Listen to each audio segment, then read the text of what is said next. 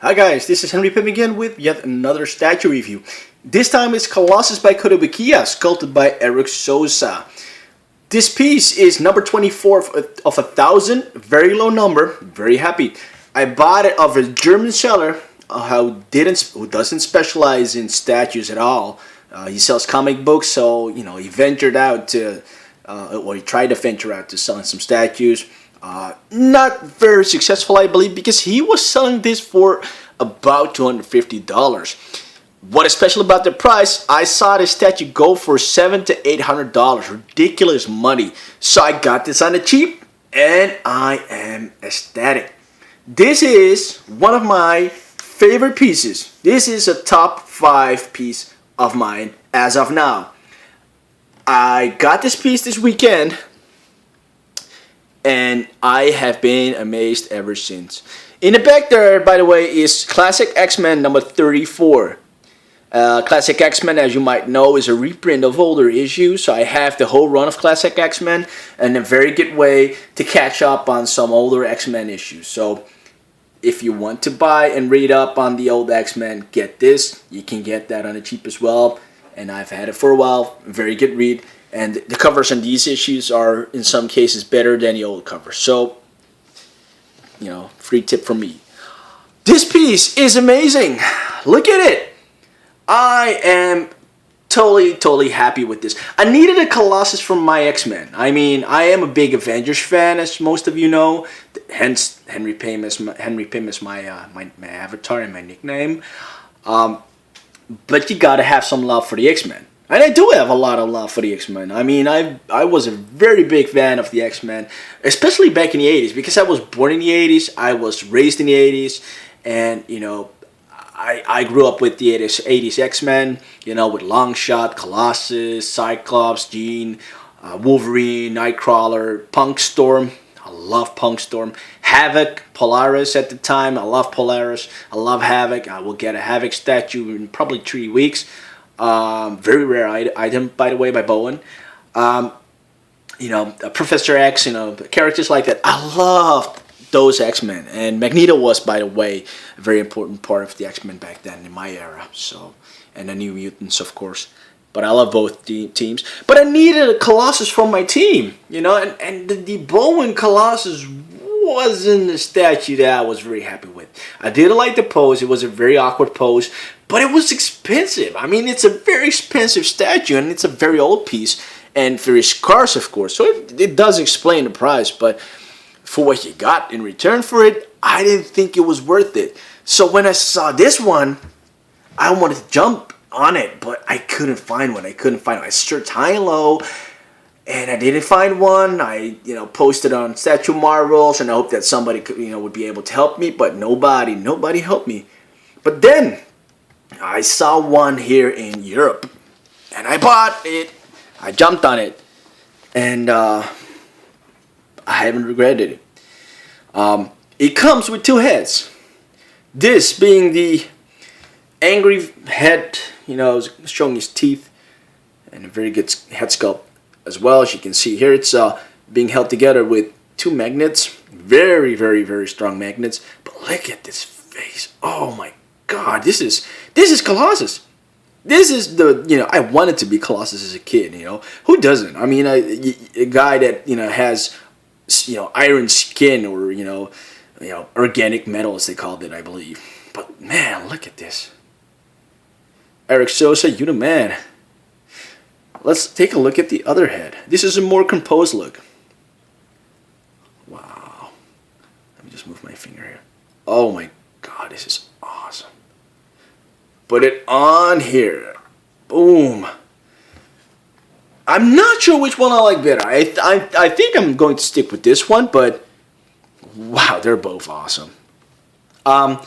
The detail on this, on the statue, it really, and the box itself, the telltale signs are there. This is based on the Jim Lee depiction of Colossus, X-Men number 1 back in the 90s. But I don't mind, I know that Gabe, Dr. Raymond LeBeau, he has a custom shirtless Colossus, and I would love for him, to put that out there, commercially. So if Bowen decides ever, will put a new Colossus statue out there, make a shirtless one, because that is the 80s Colossus. I mean, that with Punk Storm, 80s Rogue, classic Cyclops, that would be epic. But what I'm going to do with my X-Men setup is I'm going to post all my favorite depictions of the specific characters and put them together. So classic Havoc, modern Colossus, 80s Rogue, 90s Cyclops, 90s Psylocke, the brown costume Wolverine, or full bronze edition. So it's a mismatch. I've got the Professor X on the way as well, and that's a 90s Professor X as well. So it's a 80s, 90s kind of mix, going on. I think that I'll be very happy with that combination. I don't mind that, it's two different eras, so it doesn't hurt me that much. Let's just move these together so you can see the magnificent comic in the back. So if we look at the sculpt itself, let's just start with the base. This is, of course, the Danger Room Sessions Colossus. You can see, remnants of a Sentinel here.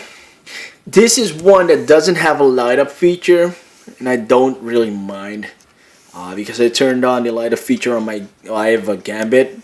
I almost forgot. I have a Gambit Danger Room Sessions as well. I have turned it on like once, and I took out the batteries and put it in my my daughter's toys.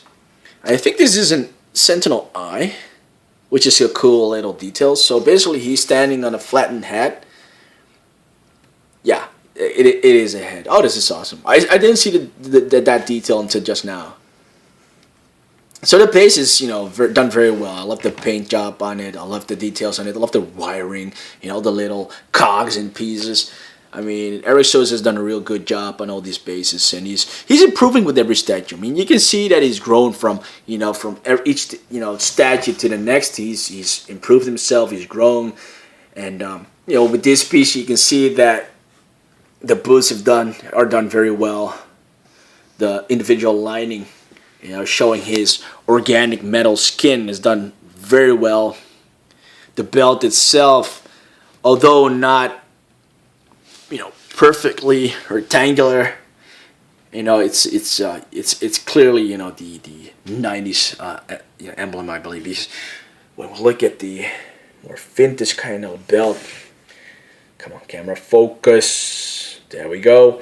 You can see it's a more round belt, with gold elements, but mainly being red. And he's got the red shoulder patch, which this figure doesn't. But I don't care. Colossus is Colossus to me. I love the abs in this piece, and the chest, abs and chest, being absolutely huge. The rib cage here, done very well. The wing area here connecting the arms with the triceps with the rib cage. The triceps and the biceps. I mean, he's Eric Sosa is a very good artist, and he knows how to do this. He knows his human anatomy, and I think that this is a very, very, very well sculpted piece. And let's just have a look at this side here. It just shows it even more. The dynamic pose in this piece. And if we rotate it even more, you can see the back and his muscles on his back. And I hope that one day, all these years of working out will help me achieve this, because this is. I mean, look at this. Look at the shoulder muscles here, but those are the back muscles. Come on. I'd probably have to work out, at least 7 days a week, 2 times a day to achieve this, or even get close to this. But it's something to strive for, right? So yeah, I love this piece. The sculpt itself, I'd give the sculpt a definite 8.5. And the paint job, although the Kotobukiya paint is also a lot of times has been criticized, but I find nothing wrong with this paint job. I love it. It isn't, it is a very good paint job. I don't see any flaws. I don't think that Alexa coating or shiny coating or whatever. I mean, you can see the shininess. This is definitely an 8 for me for the paint job. I wouldn't change a thing about the statue, and I haven't said that a lot, but I wouldn't change a thing because the change of heads here.